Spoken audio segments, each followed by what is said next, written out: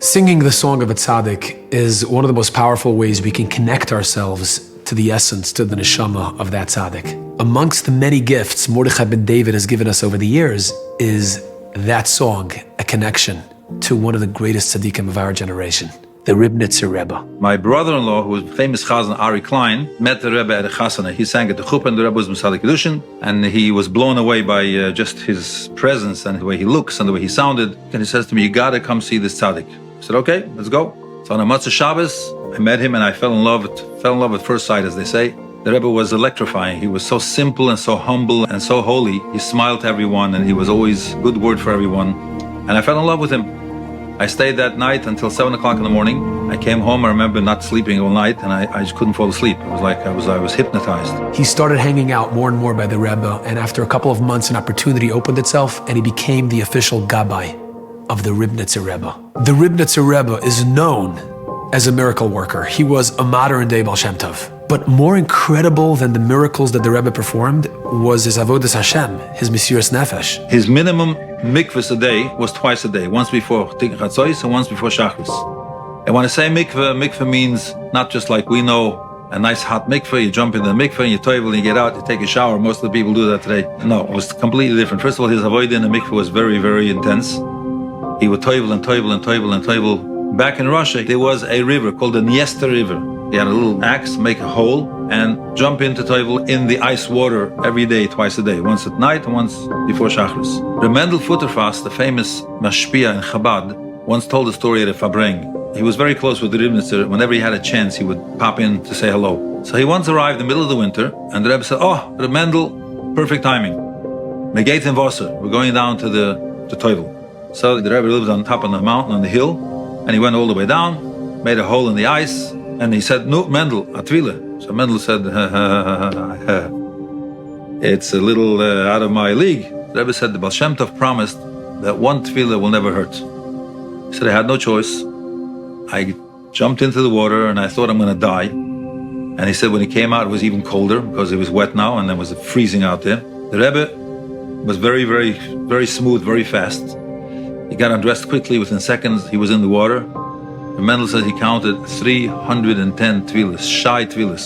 Api Kabbalah, shy tefillas is a very big Inyan, big matria carry. And he toiveled 310 times. He came out, he said his body was like bluish. He got dressed very fast. He said he ran up the hill so fast that he couldn't chase him.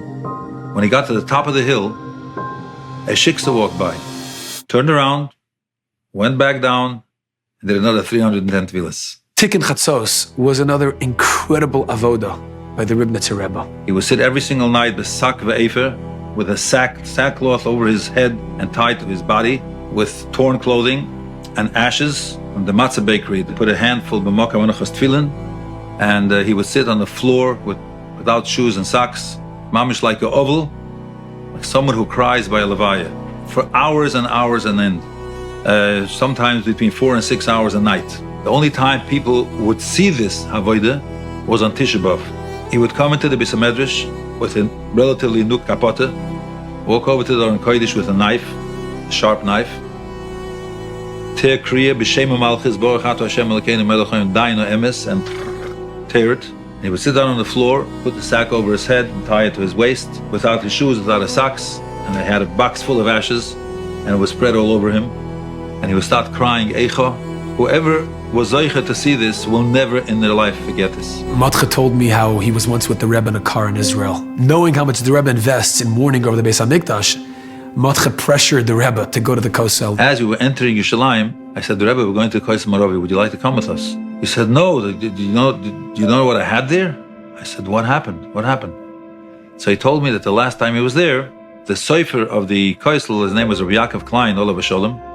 He used to take care of the Sifrei Torah, which were inside. He took him in Mul Kodesh HaKadoshim. The Rebbe tells me, he went Mul Kodesh HaKadoshim, and 3 pillars of fire shot out of the wall. He said, "I ran for my life. I'm scared to go back there." But I still wanted to see his reaction at the Kosel. Agabe is agabe.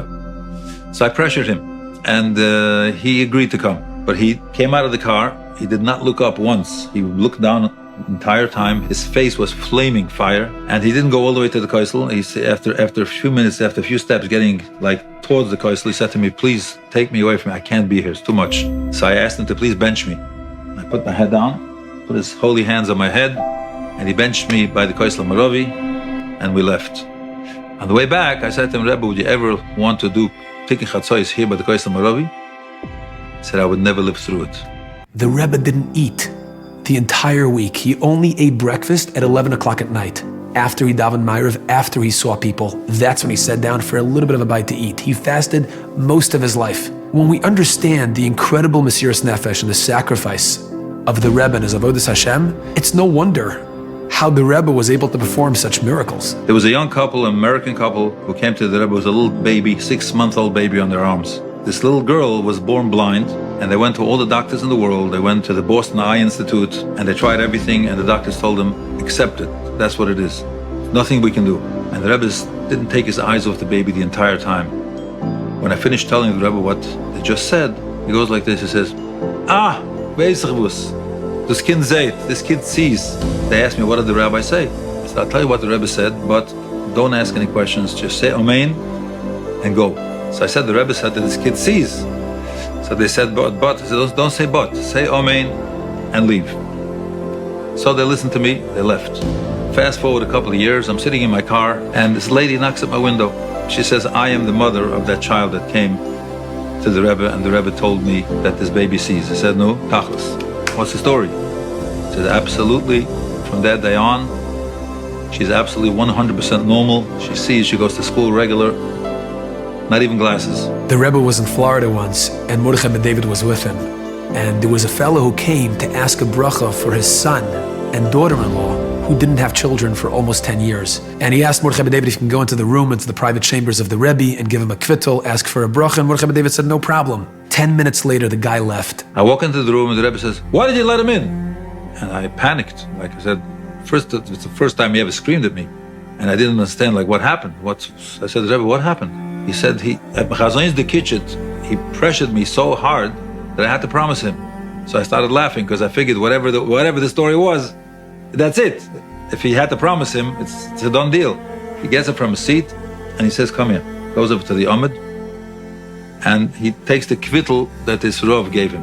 His siddur was on the Amud he was davening, sticks it into the siddur without looking, just puts it into the siddur, grabs the siddur, and he says to me, he turns around to me and he says, you're my witness. Ich bin Geuser. He says, ihr hört?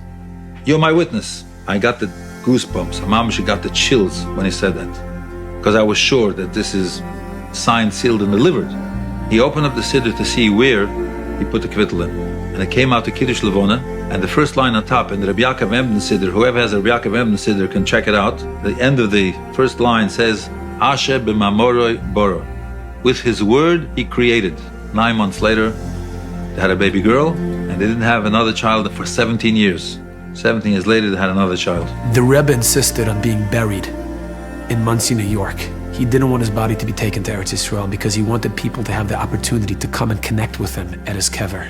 But one of the most powerful ways we have available to us, through which we can connect ourselves to the Rebbe and to other tzaddikim, is through their songs. The Rebbe would sing this song periodically, especially when it was his Rebbe's yahrzeit. That middle tenua, which is ya ya ya ya ya ya ya ya ya mo yo yo yo, ya ya ya ya ya ya ya ya ya mo yo yo yo yo yo, da da da da da da yo yo yo, da da da da da yo yo yo. The